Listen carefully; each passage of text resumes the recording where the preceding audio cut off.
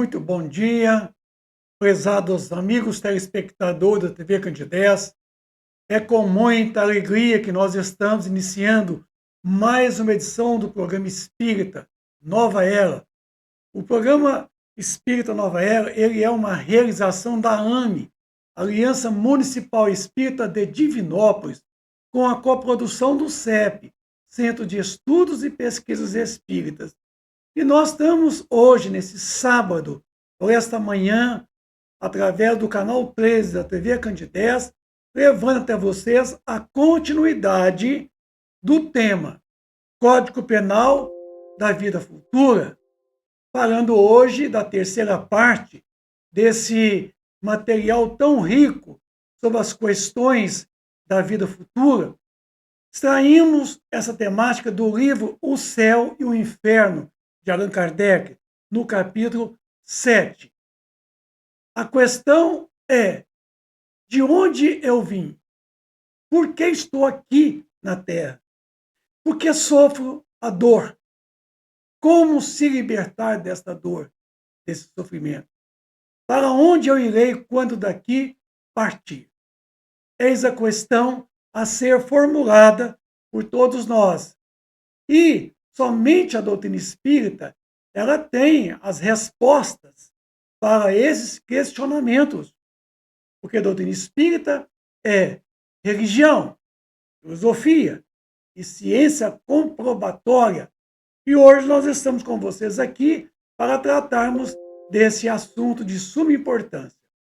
Dando prosseguimento, vamos falar hoje, inicialmente, sobre a questão da morte. O que é a morte?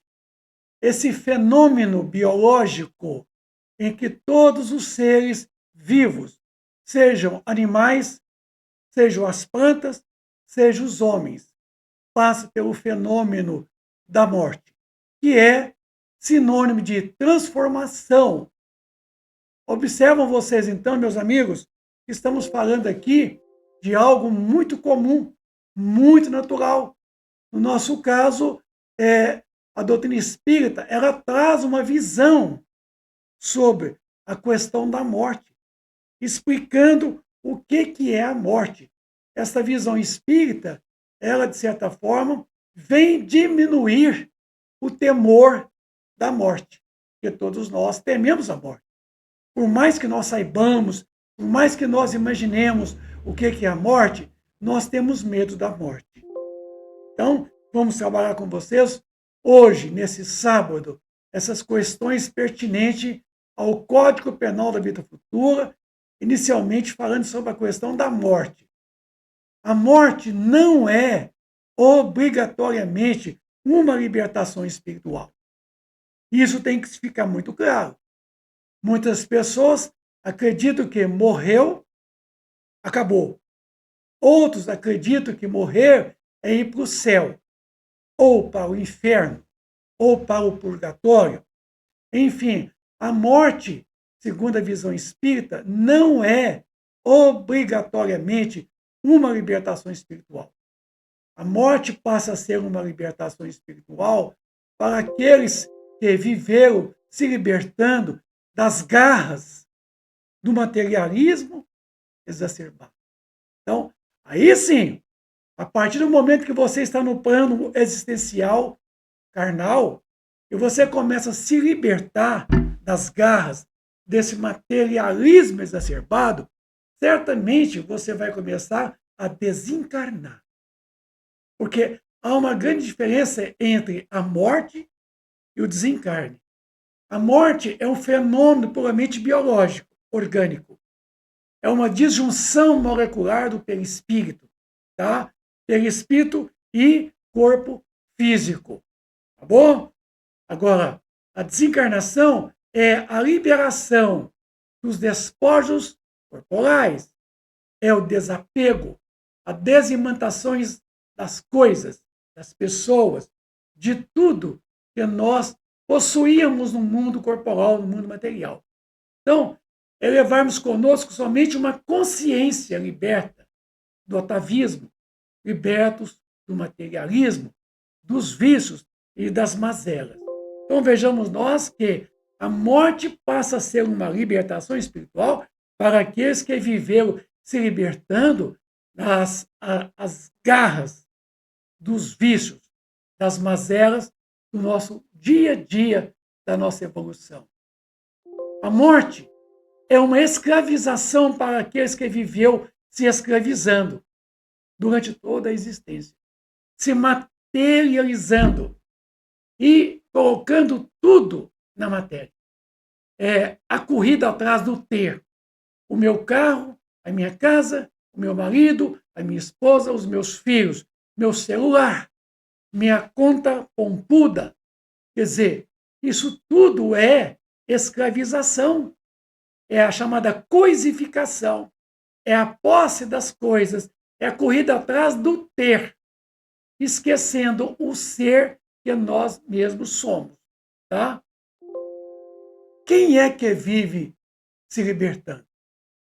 Quem é que se vive escravizando? É uma relação muito importante que nós não podemos esquecer de que, na medida em que você vai se libertando das garras do materialismo, você vai deixando as coisas como sendo úteis provisoriamente. Tá? Então, você não deixa ser dominado por elas. Com isso, a gente passa a perceber, então, essas garras aqui. É a busca do ter. Tá? Muitos de nós, escravizando, são aqueles que depositam em tudo que vai ficar aqui. Meu maior valor está nas coisas. Então, as coisas não podem ser o nosso maior valor, porque as coisas pertencem ao mundo corporal, o mundo físico. Tá? Por exemplo, meu marido, minha esposa, meus filhos, meu carro, minha casa, meu celular. A hora em que eu tenho que deixar tudo isso para trás, e o caixão não tem gaveta, porque não posso levar para onde eu vou estar, escravizado aí estarei, porque estarei possuído pelas coisas mundanas, passageiras, deste mundo material, vivendo uma tormenta sem tamanho. Aí, meus amigos, é que mora o perigo. A escravização pelas coisas.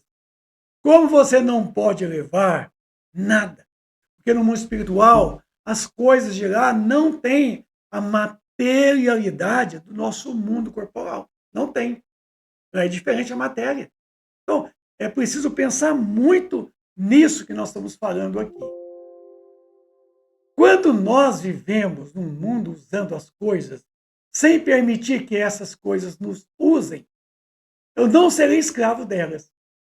Eu adoro todas as pessoas, a esposa, o marido, os filhos, os pais, os irmãos, os entes queridos. E também, e as coisas, eu gosto das coisas. Mas eu, se tiver que ficar sem elas e sem as coisas, vou ficar feliz do mesmo jeito. É isso que nós temos que perceber, tá? Porque as coisas, nós não somos proprietários, nem sequer do próprio corpo físico, que a gente não leva. A gente só leva uma consciência livre de culpas, de remorsos, de ódio, certo? Livre de rancores, de vícios e de mazelas. Ou nós ficamos felizes por não levar. Aí você começa a despojar, chama-se desencarnação. Então, a desencarnação é despojar das coisas físicas de que nós não podemos levar conosco. Tá? É o desapego, é a desimantação. Nos fala Manuel Filomeno de Miranda no livro Temas da Vida e da Morte, de psicografia de Divaldo Pereira Franco, tá? Livro magnífico, esse que estamos falando para vocês aí. É o apego às coisas. Então temos que desapegar das coisas. Bom, gosto muito do meu marido, gosto muito da minha esposa, dos meus filhos, do meu carro, do celular, porque são úteis. Isso, minha casa. Mas o dia que eu não tiver mais, eu vou continuar vivendo assim mesmo, buscando a verdadeira felicidade que não está na terra, embora começa na terra. Mas que a gente temos que observar que cada coisa ao seu tempo, o valor devido ao seu tempo. Enquanto aqui estivermos no mundo corporal, nesse corpo físico, eu preciso da matéria desse corpo. Eu preciso desse corpo. Quando eu estiver no seio da minha família, minha esposa, meus filhos, meu marido, meus pais, é de que eu preciso dessa vida social, a vida familiar, que a família é uma pequena república da família maior, que é a família universal. Mas o dia que eu tiver que deixá-los, certo? Eu não vou levar comigo o sentimento de apego, de remorso. Não. Eu quero me libertar, eu quero verificar de que eu vou estar ao lado deles, não mais fisicamente, mas estarei nas lembranças deles, afetivamente. É isso que é fator importante para todos nós. Esses são as pessoas, certo, que vão se libertando dia a dia das coisas. Quer dizer, é o desapego, tá, das coisas. Enquanto estiver no corpo físico, no mundo de expiação e provas, eu tenho que dar o valor às coisas. Eu não posso desprezá-las. Não posso colocar na minha cabeça que as pessoas queridas, esposa, marido, que as coisas que possuo não são meus patrimônios. Nós não somos maridos, nós não somos esposas, pais, apenas estamos. É o verbo estar, não é o verbo ser, certo? Nós estamos marido, nós estamos esposa, nós estamos filhos, nós estamos pais, certo? E uma coisa é certa, nós somos filhos. Não. Filhos do Pai Eterno, que é Deus, certo? Da família universal, tá? A caminho da evolução espiritual. Esse sim. Agora, os meus progenitores aqui do mundo corporal é provisório. É uma vida puramente social. Ela não é definitiva, porque a sociedade do mundo espiritual é diferente da nossa sociedade do mundo corporal. Aqui, nós estamos aproximados um do outro pela convivência corporal, física, afetiva, moral, intelectual, espiritual. No mundo espiritual, a ligação que nos prende é a vibração, é vibratória, é pelo pensamento pelo qual nós ligamos um aos outros. E lá a sociedade não tem as convenções que nós temos aqui no planeta Terra, no mundo corporal. As convenções que aqui existem, lá não existem. Lá as diferenças não são sociais. As diferenças no mundo espiritual é vibratória, é na mente, é no pensamento, é na consciência de cada um de nós. Estão vendo? Se aqui nós criamos as chamadas panelinhas, né? As facções, isso, lá não existe isso. Se você quiser reencontrar seus entes queridos no mundo espiritual, você tem que mantê-los com eles aqui hoje, enquanto estás a caminho com ele, a afetividade, o companheirismo, o respeito, a solidariedade, a amizade.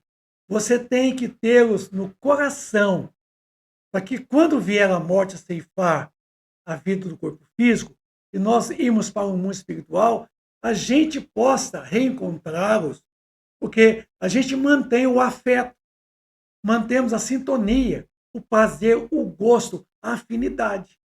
Viu? Caso contrário, a gente talvez não os reencontre de pronto. Não. Talvez demore a reencontrar. Por exemplo, André Luiz, quando no filme dele aqui, Nosso Lar, demonstrou que ele permaneceu na colônia Nosso Lar por muito tempo.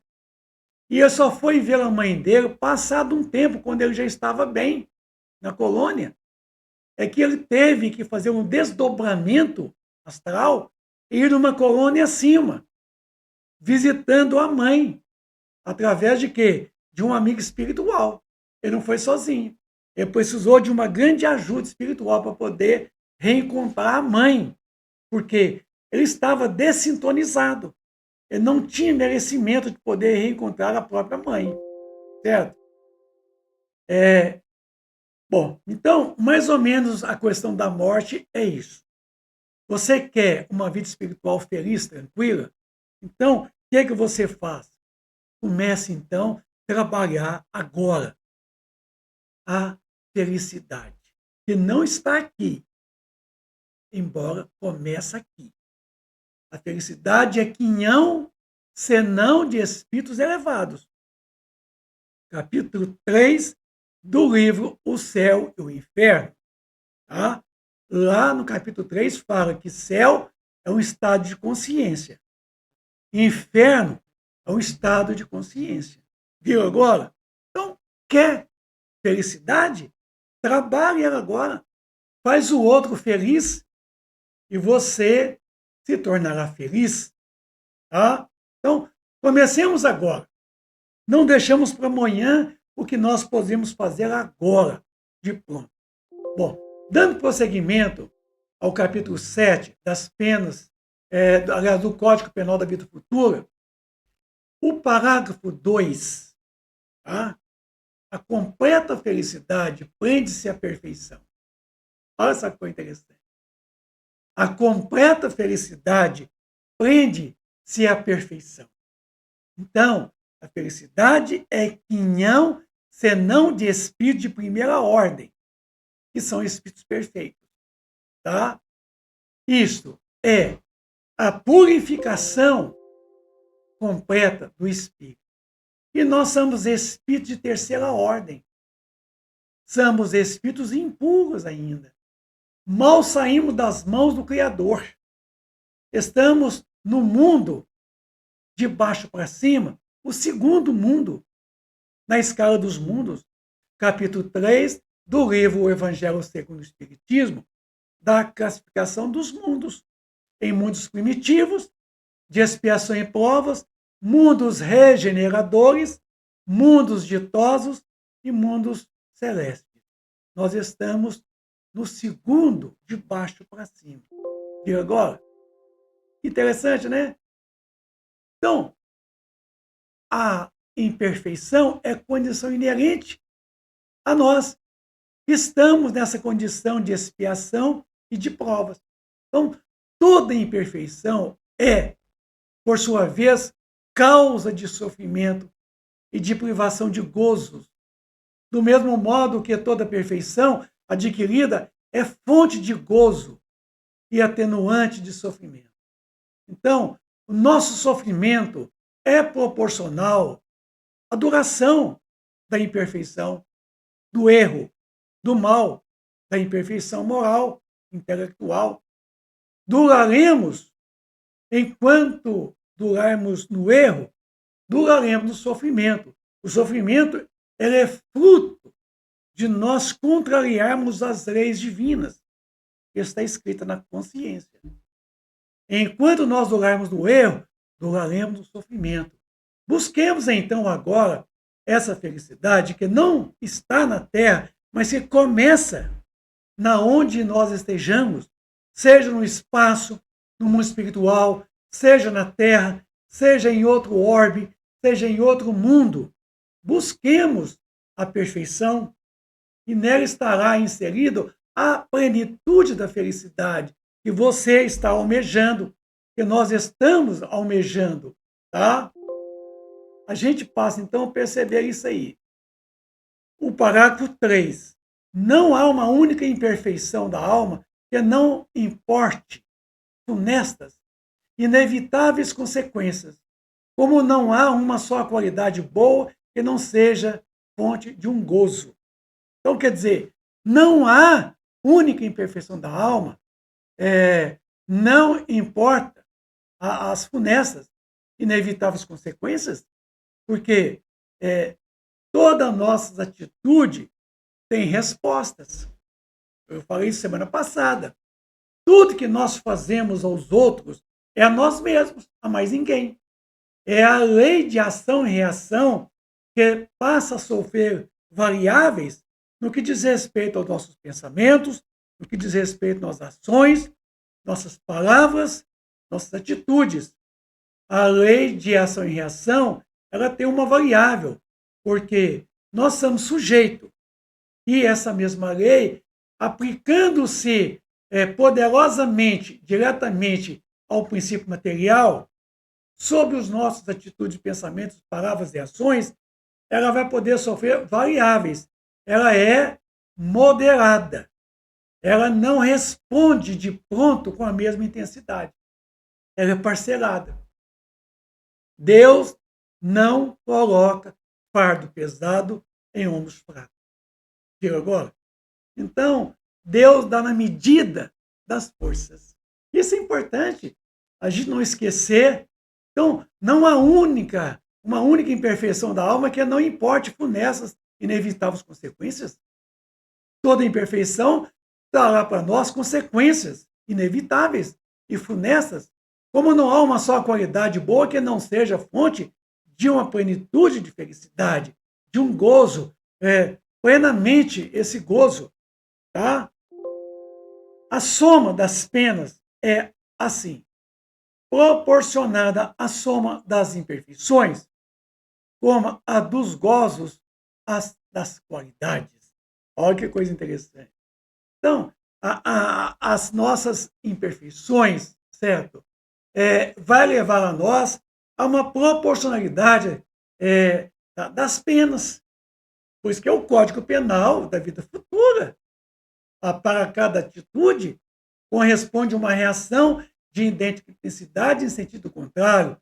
Só que essa intensidade, ela não vem totalmente de uma vez. Ela vem moderadamente. Ela vem em parcelas. A cada nova existência corporal é uma grande oportunidade da gente poder recomeçar na onde a gente estacionou no passado. É proporcionada às nossas imperfeições, como a dos gozos é proporcionado às nossas qualidades, qualidade de espírito, que é a chamada espiritualidade, da qual André Luiz comenta no seu livro, do prefácio do livro Nosso Lar, de que nós estamos repletos de espiritualização, mas carentes de espiritualidade.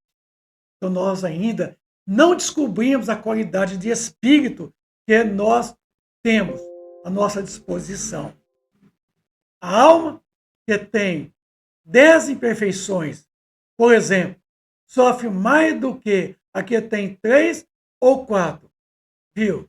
E quando dessas 10 imperfeições não lhe resta mais que a metade ou um quarto, menos sofrerá. Então veja vocês que o sofrimento ele está, de certa forma, proporcionado, tá, à imperfeição. Viu? Então, você sofre muito mais em 10 imperfeições do que em 3, em 4.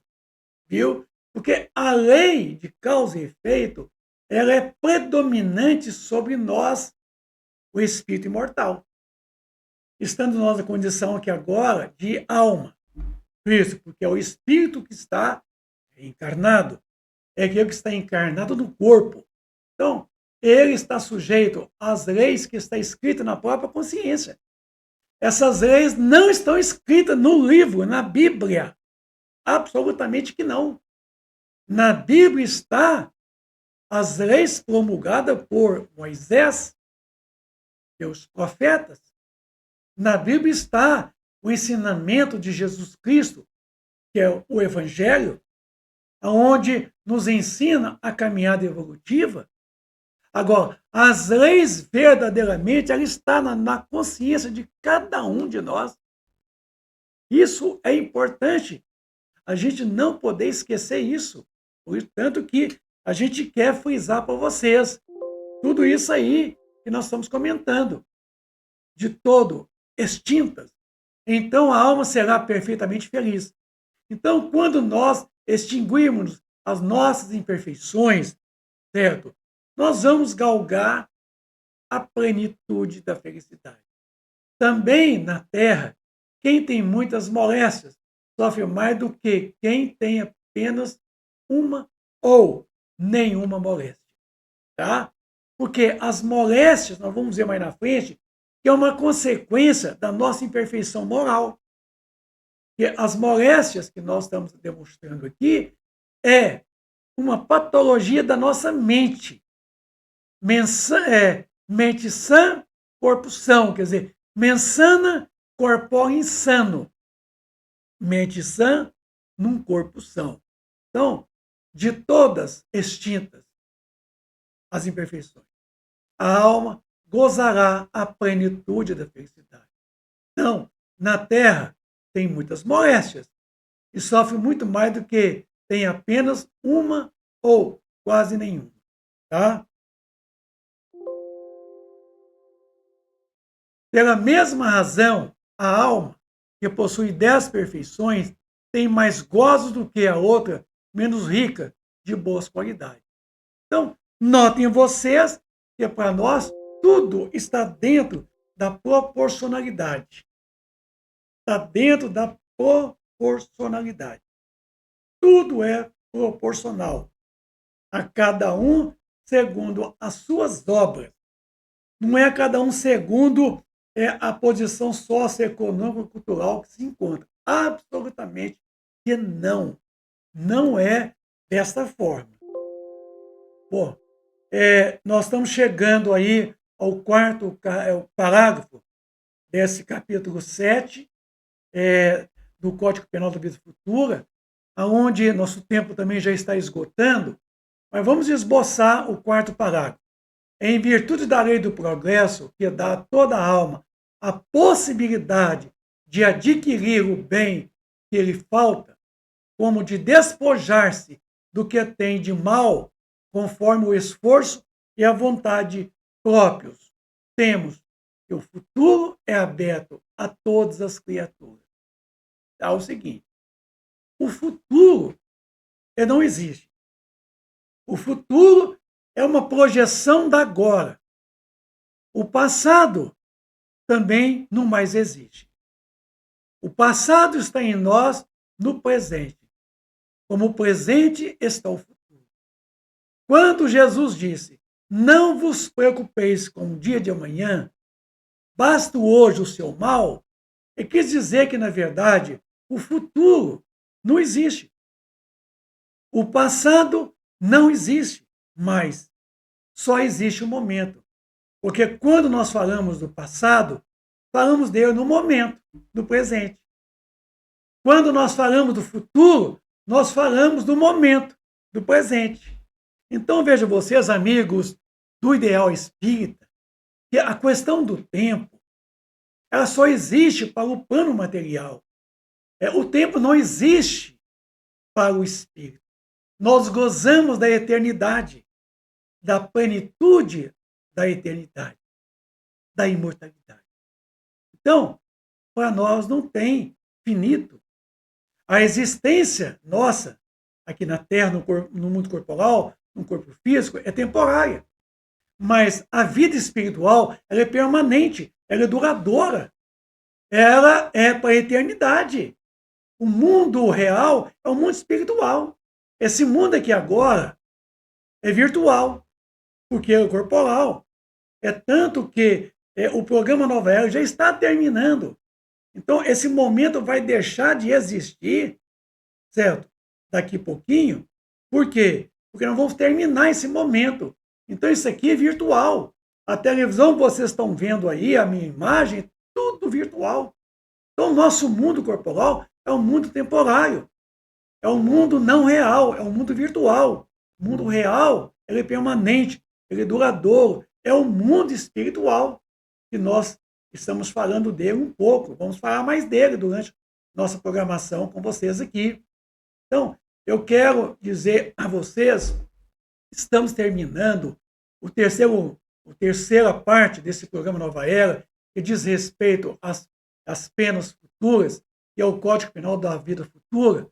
A gente quer muito poder agradecer a cada um de vocês a oportunidade de vocês estar conosco mais uma vez aqui hoje no programa Nova Era, tá? E convido vocês a estar conosco no próximo sábado, quando aqui às 9h30 da manhã estaremos através do canal 13 da TV Candidez apresentando A quarta parte é do Código Penal da Vida Futura.